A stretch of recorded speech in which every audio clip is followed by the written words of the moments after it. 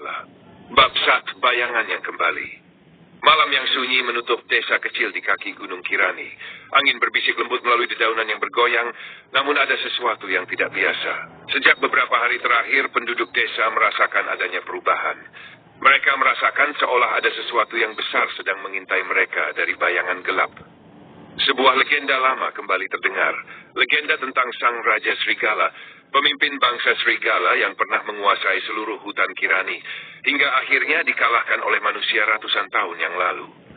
Namun, kini, setelah berabad-abad, sebuah kabar angin menyebar. Sang Raja Srigala yang konon mati dalam pertempuran, kini bangkit kembali. Di dalam sebuah rumah tua yang terletak di ujung desa, seorang pemuda bernama Raka duduk termenung. Ia adalah keturunan terakhir dari garis keturunan pemburu Srigala yang dulu berperang melawan bangsa Srigala di masa lalu. Ia tahu lebih banyak tentang legenda ini daripada yang pernah diceritakan orang-orang tua di desanya. Malam itu, ketika awan gelap menutupi bulan, sebuah suara menggema di telinga Raka. Suara yang ia kenali sejak kecil. Raka, temui aku di Gunung Kirani. Raka terbangun, napasnya terengah-engah. Apa yang ia dengar? Itu bukan mimpi. Suara itu nyata. Rasa penasaran dan ketakutan bercampur dalam dirinya. Ia tahu bahwa pertemuan itu mungkin adalah jalan menuju takdir yang tak dapat dielakkan. Bab 2, Jejak yang Tertinggal. Keesokan harinya, Raka berangkat menuju Gunung Kirani dengan tekad bulat.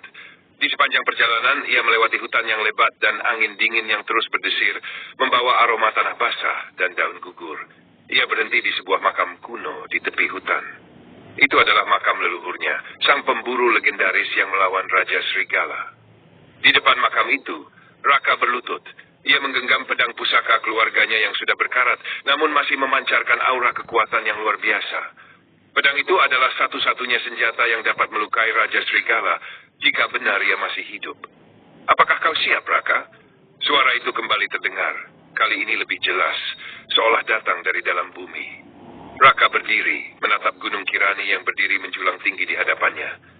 Aku siap, jawabnya dalam hati, meski ketakutan menyelubungi setiap langkahnya.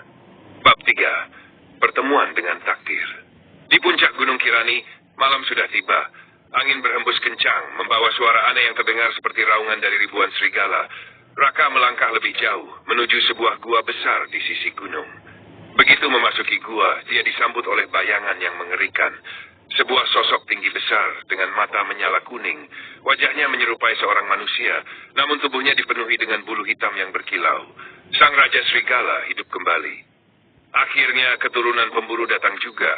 Suara itu terdengar dalam hati Raka, menembus pikirannya. Raka menggenggam erat pedangnya meskipun tangan gemetar. Mengapa kau kembali? Tanyanya. Suaranya keras meski ada ketakutan yang membungkus kata-katanya. Raja Srigala tertawa pelan. Suaranya seperti gemuruh yang datang dari dalam bumi. Aku tidak pernah mati, Raka. Aku bersembunyi di kegelapan ini, menunggu waktu yang tepat untuk kembali dan memimpin bangsaku sekali lagi. Dunia ini sudah lelah, dan aku datang untuk menggantikan kekuasaan yang lemah. Raka merasakan aliran kekuatan yang mengerikan dalam diri Raja Srigala. Namun, di balik rasa takut itu, ada sebuah kekuatan yang lebih besar. Tekad untuk melindungi dunia dari kehancuran yang akan dibawa oleh raja yang kejam ini. Bab 4, Pertempuran antara manusia dan Srigala. Pertempuran yang tak terelakkan pun dimulai. Raja Srigala menyerang dengan kecepatan luar biasa. Tubuhnya bergerak seperti bayangan, meninggalkan jejak api dan darah. Raka berusaha bertahan, menggunakan segala keterampilan yang dia pelajari dari ayahnya untuk menghindari serangan-serangan mematikan. Pedang pusaka itu bersinar terang, menyerap kekuatan alam dan memberikan sedikit harapan. Namun, seiring berjalannya waktu, Raka mulai merasakan kelelahan. Raja Srigala dengan kekuatan alamnya hampir mengalahkannya. Dalam kepedihan dan keputusasaan, Raka teringat akan kata-kata terakhir ayahnya sebelum meninggal.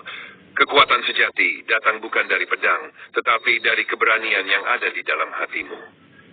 Dengan satu dorongan terakhir, Raka memusatkan seluruh kekuatan batinnya, melepaskan energi luar biasa yang belum pernah ia rasakan sebelumnya. Pedang pusaka itu bercahaya semakin terang, menyatu dengan kekuatan alam dan akhirnya menembus tubuh Raja Srigala.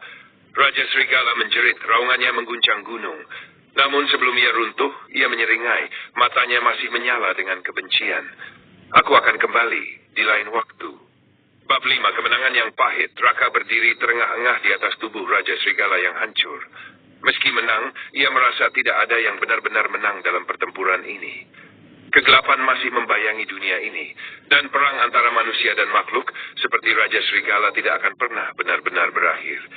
Namun di dalam hatinya, Raka tahu satu hal pasti. Dia akan terus berjuang, melindungi dunia ini dari ancaman yang tak terlihat. Akhir, apa pendapatmu tentang cerita ini? Ada bagian yang ingin kamu kembangkan lebih lanjut?